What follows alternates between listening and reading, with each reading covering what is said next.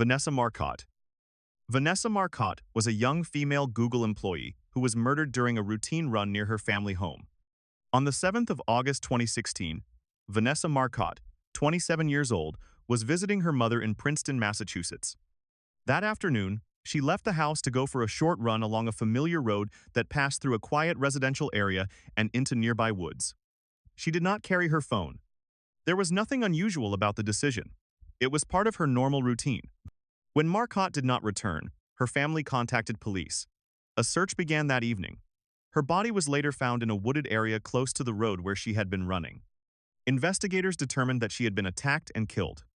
There was no evidence that she knew her attacker, and no indication that she had been followed or targeted beforehand. What makes this case unsettling is not the complexity of the crime, but its randomness. There was no argument, no confrontation, and no visible warning.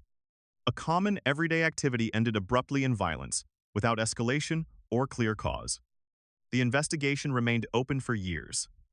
In 2022, a suspect was arrested and later convicted, bringing legal closure to the case. However, the resolution did not restore the sense of safety that had existed before.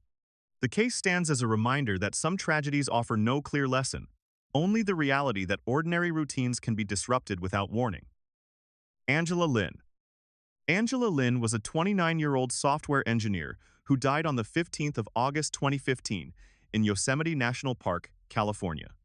She was hiking with friends in a developed section of the park near an established trail. While she paused beneath a tree, a large branch detached and fell without warning. The impact caused severe head trauma, and Lin was pronounced dead at the scene. Park officials later stated that the tree appeared healthy, with no visible signs of decay or instability. Weather conditions were normal, and no human activity had disturbed the area. What happened was a rare structural failure in a managed natural environment. Why it happened was attributed to internal weakness that routine inspections could not detect. What went wrong was the assumption that maintained public spaces imply predictable risk. The consequences were limited to documentation and review.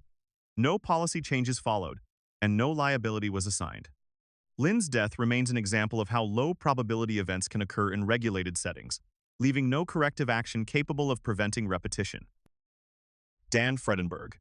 Dan Fredinburg was a senior technology executive who died on the 25th of April 2015 at Mount Everest Base Camp, Nepal.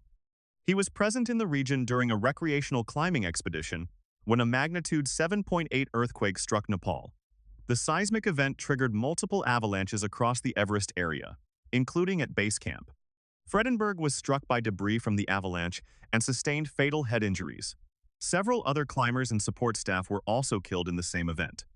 Prior to the earthquake, conditions at base camp were considered stable, and no immediate evacuation warnings had been issued.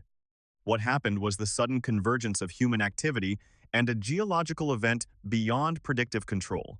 Why it happened was rooted in tectonic forces rather than planning or behavior. What went wrong was the implicit assumption that experience, preparation, and resources meaningfully reduce exposure to extreme natural risk. The consequences extended beyond individual loss. Everest was closed for the remainder of the season, and climbing operations were reassessed. Fredinburg's death became part of a broader accounting of how preparation can mitigate routine hazards, but offers limited protection against systemic natural failure. Chu Chu Ma. Chu Chu Ma was a 23-year-old technology employee whose death occurred in December 2017 in San Francisco, California. She was reported missing after failing to appear for work and not responding to messages. On the 1st of December 2017, her body was recovered from San Francisco Bay, near the Bay Bridge. Authorities reported no signs of assault or defensive injuries. Personal belongings were accounted for, and there was no evidence of robbery or third-party involvement. An autopsy did not establish trauma consistent with homicide, and investigators stated there were no indicators of criminal activity. What happened involved a disappearance followed by delayed recovery. Why it happened was not publicly determined. What went wrong was not an investigative lapse, but the absence of witnesses, surveillance, or data capable of reconstructing her final movements. The consequences were administrative rather than corrective. The case was closed without charges. The lack of explanation remained, illustrating how some deaths resist narrative clarity despite formal investigation and procedural completeness. Emily Hong. Emily Hong was a Google employee who died on the 6th of November 2018 in Mountain View, California, near the large corporate campus where she worked. That morning, she was walking across a roadway adjacent to the campus as part of a routine commute. At the same time, a company-operated shuttle bus was traveling through the area, following its regular route. As Hong crossed, she was struck by the vehicle. The impact caused severe injuries. Emergency responders were called to the scene, but Hong did not survive. The incident occurred in a zone designed to manage constant movement employees on foot, shuttle buses, and surrounding traffic flowing through a shared space intended to support daily operations. Investigators reviewed multiple factors. These included the speed of the shuttle, the driver's line of sight, and the physical layout of the roadway. Authorities found no evidence of reckless behavior, impairment, or intentional misconduct. The driver remained at the scene and cooperated fully. The death was formally classified as an accident. What occurred was the collision of ordinary routines within a high-density commuting environment. The timing left little room for correction once paths intersected. Reaction windows were narrow, and the margin for error was minimal. No single failure explained the outcome. Instead, the incident exposed the fragility of systems that depend on uninterrupted human attention in spaces built to move large numbers of people efficiently. In the aftermath, internal safety reviews were conducted, and public discussion emerged around pedestrian infrastructure and campus transportation design. For many employees, the event reshaped how familiar spaces were perceived. Areas meant to enable daily work were no longer viewed as neutral. They became reminders that efficiency and safety do not always align, even in environments carefully engineered for routine use. Scott Krulcik. Scott Krulcik was a 22-year-old technology employee who died on the 8th of December 2014 in New York City while at his workplace during standard business hours. On that day, colleagues noticed that he was unresponsive at his desk. Emergency services were contacted immediately, and responders arrived within minutes. Despite prompt medical attention, efforts to revive him were unsuccessful. Krulcik was pronounced dead at the scene.